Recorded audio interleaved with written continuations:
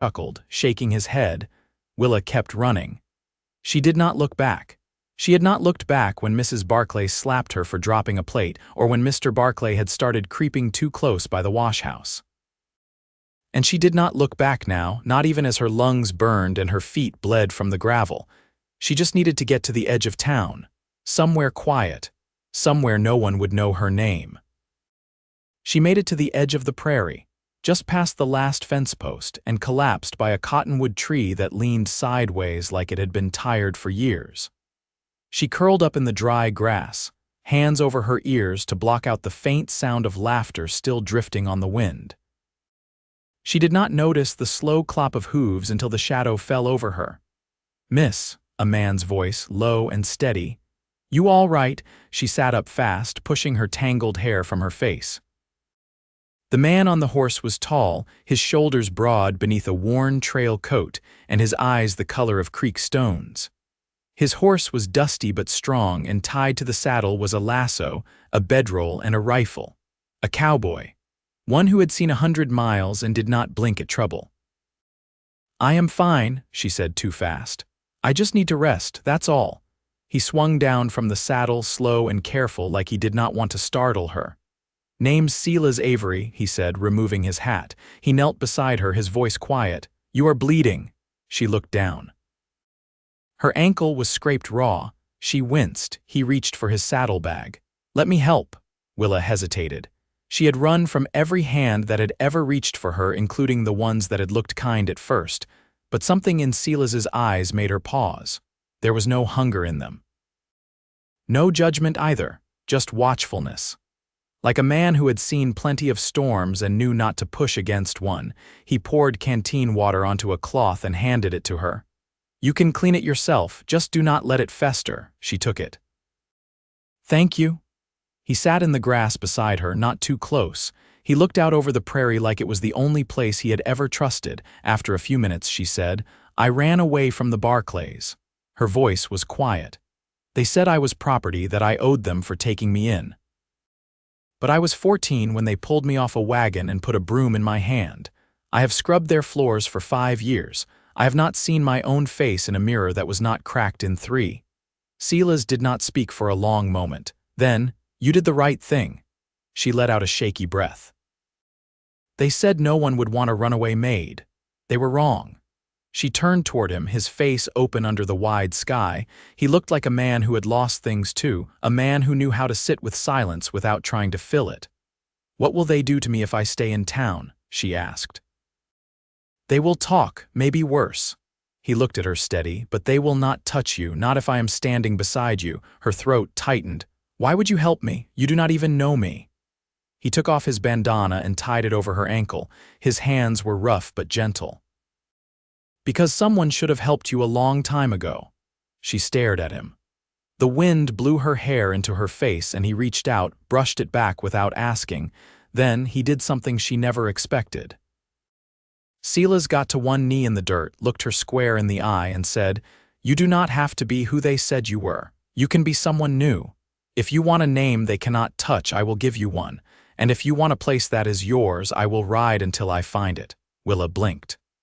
"Are you asking me to marry you?" He smiled just a little.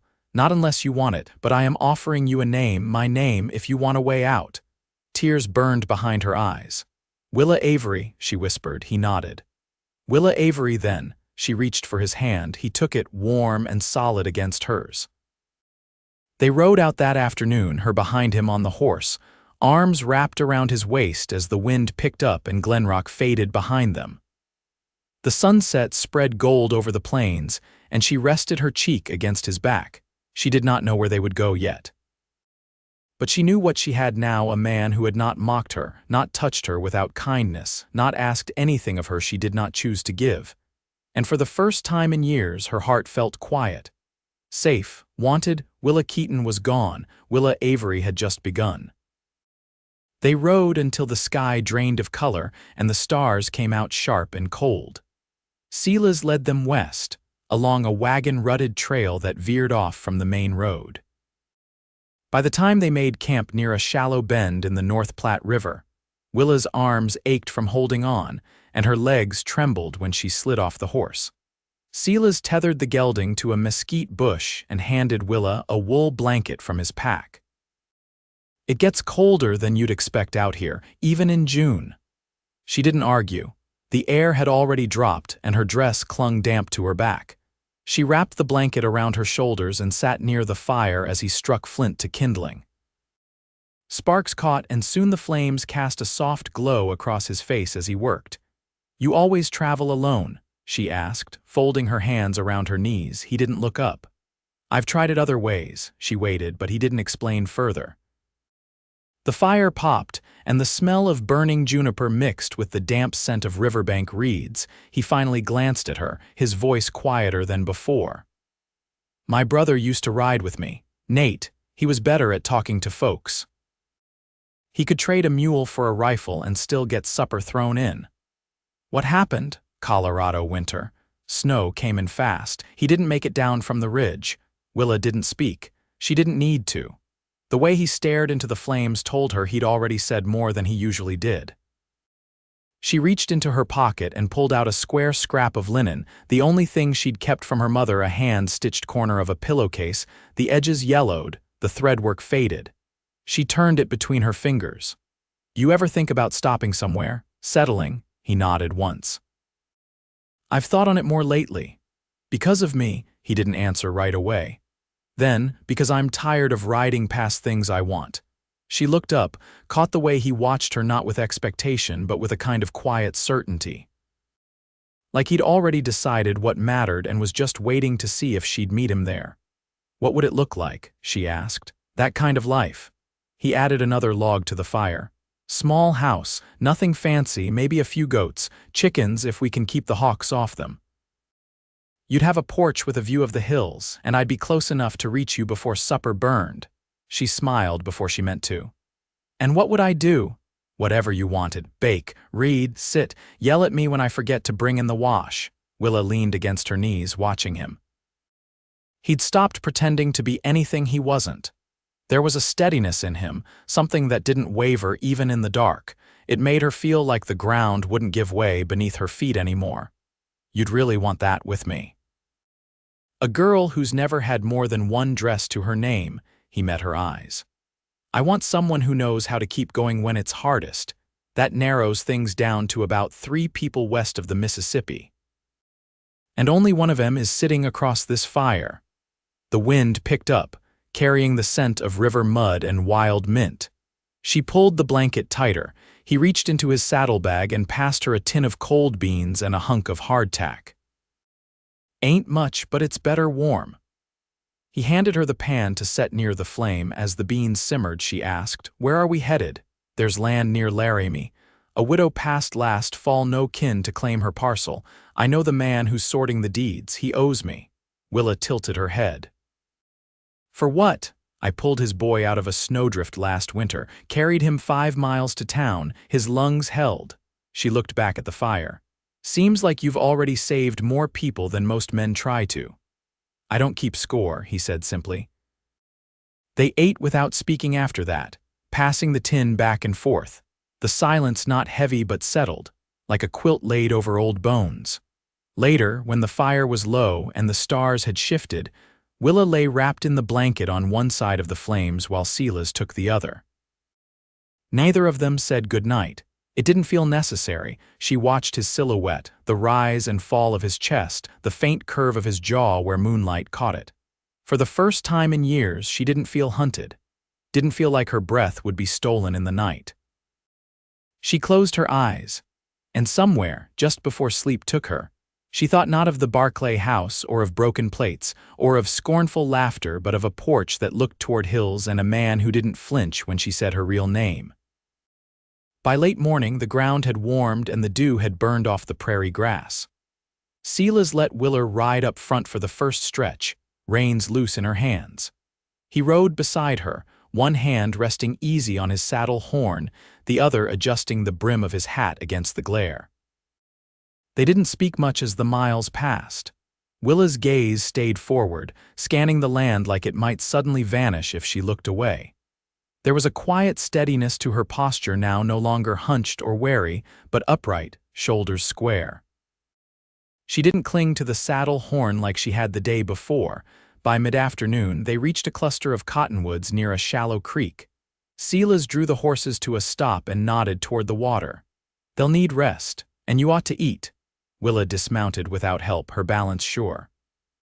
She crouched by the stream, cupping water in her hands, watching the way it flowed between her fingers. Silas unsaddled the horses and let them graze. He pulled bread from his pack and broke it, offering her half. "Your hands ever get tired?" she asked, accepting the crust. He looked down at them, broad-palmed, knuckles darkened by old scars. "They don't notice anymore. I guess that kind of ache just becomes part of you." She chewed slowly, then said, "I used to think if I worked hard enough, they'd stop looking at me like I was something to be owned." He didn't interrupt. "But it was never about how clean the floor was," she said. "It was about reminding me where I stood." Silas leaned back onto his elbows, looking up through the branches. "I was 6 when my father told me a man's worth came from what he protected. That was the only thing he said that stuck." Willa turned her face toward him. "What else did he teach you?" Silas tugged a dry blade of grass and twisted it between his fingers. "How to drink too much, how to leave before the sun rose." She nodded once and didn't press further. A breeze moved through the leaves and the horses shifted their weight, tails flicking at flies. The silence between them stretched, but it didn't feel empty. "What made you stop?" she asked. Silas glanced at her. "Stop what? Riding without anywhere to land." He didn't answer right away. "Then you," Willa's breath caught. She set her crust aside and wiped her hands on her skirt. "I haven't known kindness that didn't come with a price," she said. "You still don't," Silas told her. "Only now the price is letting someone stay." She looked down at the grass, then back at him. "You're not waiting for me to be somebody else." "No. Just waiting for you to believe you don't have to run anymore." They sat like that for a long while, until the shadows shifted and the sun bent lower in the sky. When they rode again, Willa didn't ask where they were headed. She didn't need to. The land spread wide and open before them, and for once, that didn't scare her. As they crested a low ridge, Silas pointed ahead. "See that line of dark? That's timber. Just beyond it is the land I told you about." Willa shaded her eyes. "You think it's still empty? Even if it's not, we'll find another. There's no shortage of places to begin again." She smiled, not wide but real. "I never thought I'd be part of a beginning." He reached across the saddle space between them, his hand closing gently around hers. "You are now," he said. They rode on, the hills ahead dappled in gold, the sky stretching wider with every step. By the third morning, the land softened. The ridges eased into low hills, and the wind carried the scent of pine resin. Silas guided them toward a blackened fence line, half fallen, its rails warped from years of weather. Beyond it, the remains of a cabin stood, roof sagged, door hanging by one hinge, but the stones of the chimney held firm. "This was hers?" Willa asked, her voice quiet as they dismounted. Silas nodded. "Emma Langley, widow of a trapper, lived alone near 8 years. Folks said she never locked her door." Willa stepped through the weeds, her skirt brushing against dry stems. Inside, the air was cool and still.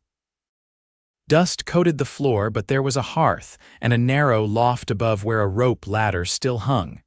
She touched one of the rafters, the wood warm beneath her palm. "It feels like it's waiting," she said. Silas leaned against the doorframe. "If the claim's still good, it's yours." She turned to him. "Ours." He didn't answer with words, just nodded once, low and sure. They spent the day clearing brush from the porch and dragging fallen limbs away from the walls. Willa found a rusted kettle buried beneath a pile of ash in the hearth. She set it gently on the windowsill, as if placing it there marked the beginning of something. As the sun slid lower, Silas unrolled his tools and began to brace the broken door with pine planks he'd carried in from the timberline. Willa watched him work, then asked, "What did you used to want before all this?" He didn't look up. "Used to want to outrun my name, thought if I kept moving, no one could pin it to me." "And now," he set another nail, then finally met her eyes. Now I want a place where I can say it out loud and have someone say it back. She crossed the room slowly, the floor creaking under her bare steps. Sela's Avery, she said. He didn't speak, just stood still as her fingers found his. I've never had a voice that mattered, she said. Not till I used it to call you. His hand closed around hers. You matter now. They stood in the dimming light, no longer strangers beside a fire, but two people with their hands on the same future. Later, they made camp just outside the cabin, under a sky already silvered with stars. Willa sat beside the low fire, sewing a torn hem with thread from Silas's pack. He was oiling his saddle straps, his movements quiet and familiar. I think I'd like hens, she said. He looked up. We can ride to Fort Laramie next week. There's a trader there. Has a mean rooster and a sister who sells eggs. Willa smiled, her needle pausing. And maybe a dog, one that doesn't bark too much, as long as it doesn't chase the goats. She tilted her head. I never said anything about goats. He grinned but said nothing. The fire crackled between them. She finished her stitch and tied it off, setting the fabric aside. I don't know what I'm doing, she said after a long pause. I've never tended land, never planted a seed. You'll learn, Silas said. Same way I did. One mistake at a time. She leaned back on her elbows, the stars spinning slowly above them. Do you think it's foolish? No, he said. I think it's brave. The wind shifted and the scent of pine and earth settled around them, deep and grounding. Willa watched the sparks lift into the dark. I want to wake up here, she said. Not just sleep, I want to be here when the snow comes. Silas nodded, his voice low. Then we'll build thicker walls. We'll seal the roof and fill the stores. You won't be cold. She looked at him, and this time there was no question in her eyes. Just certainty, quiet as the fire dying beside them. He reached out, not for her hand, but for her cheek, his thumb brushing the soft edge of her jaw. I'm not going anywhere, he said. She leaned into his touch, not hesitating, not afraid.